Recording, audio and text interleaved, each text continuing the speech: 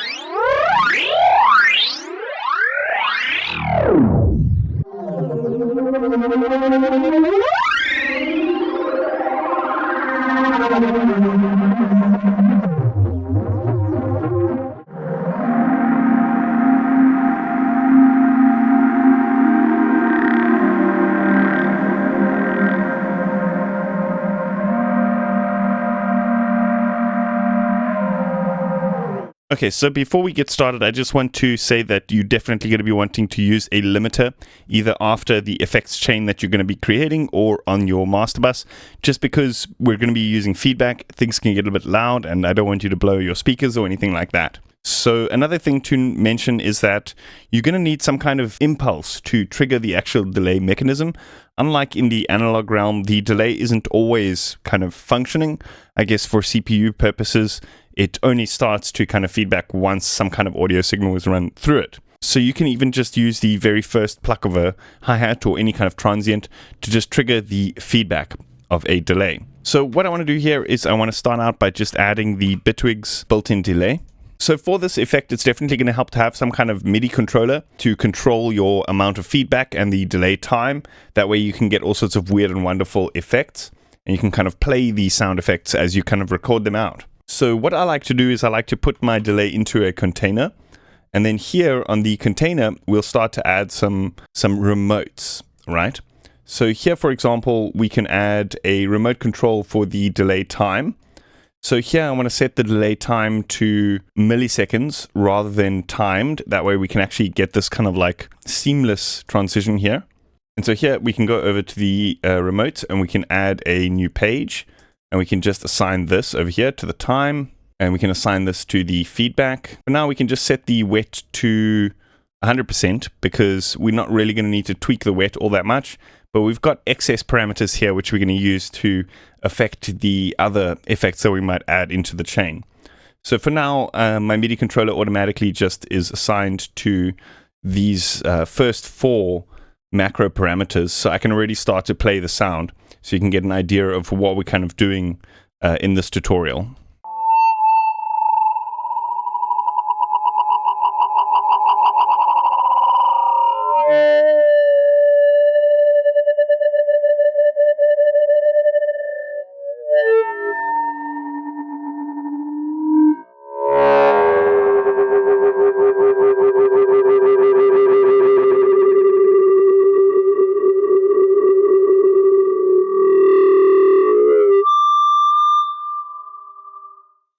And then when you kind of want to mute the effect, you can just turn the feedback down again. Another really cool parameter we can actually assign that I forgot about is this detune, which basically gives the left and right channel slightly different times. So we can assign that over here. And we can also choose bipolar by clicking this button over here. So now this gives us control of this parameter, detune.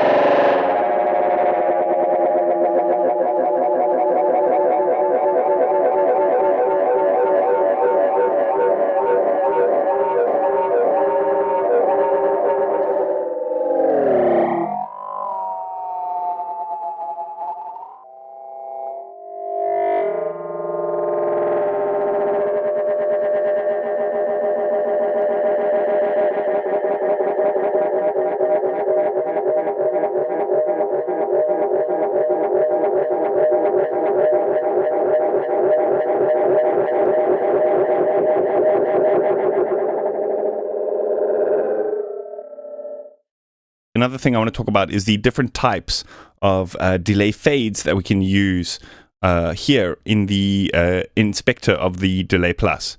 So you get fade, which basically fades each of the buffers from one to the next, but then you get repitch, which kind of gives it a slightly more granular sound.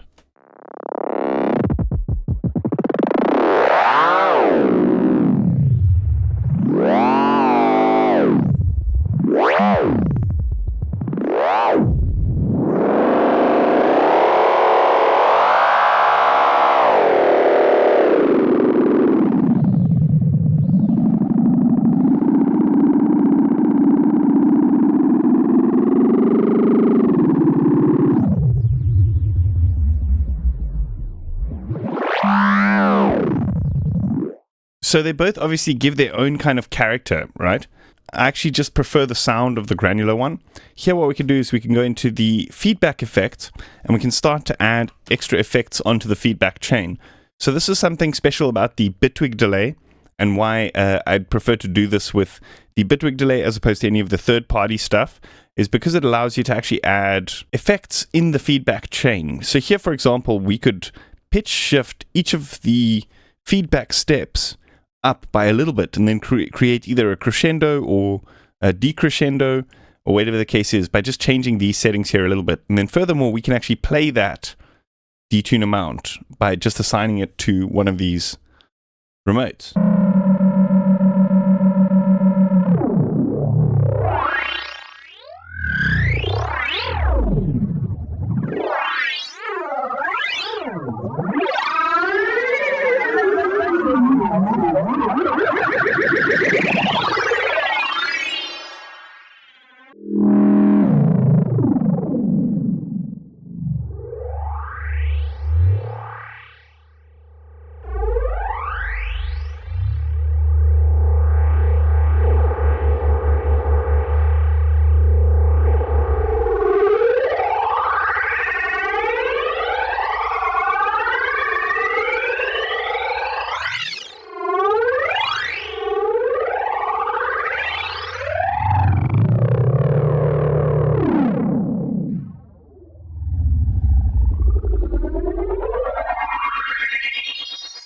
So you could either use pitch bend or frequency shift or any kind of combination of effects, actually.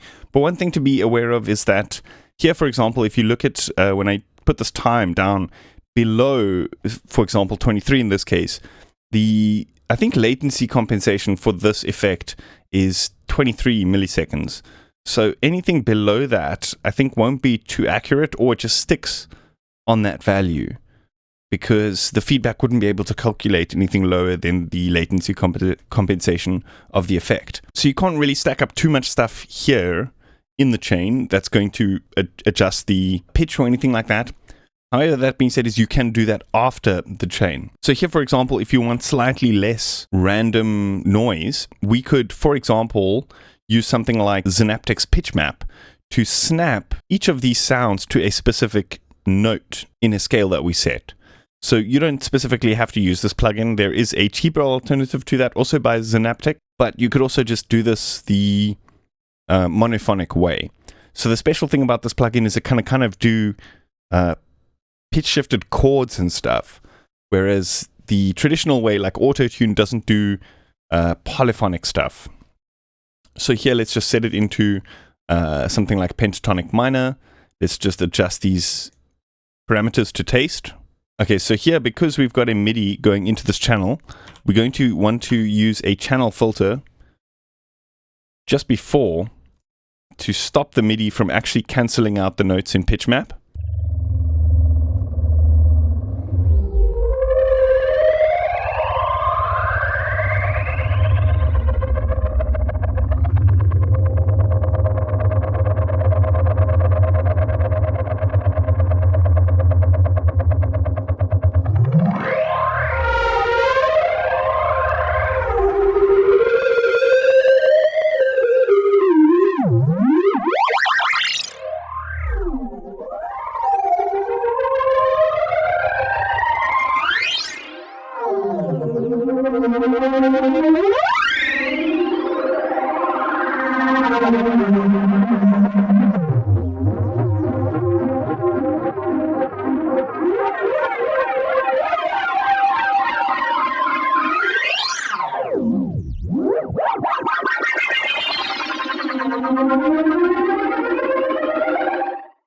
So here we might just want to EQ this a little bit, just because the sound going into pitch map kind of often sounds better when you adjust the mid to high frequencies and don't allow too much low frequencies through. Sometimes you don't want to be too drastic. You could just use these kind of like more curved points like this. You don't specifically have to use this EQ either.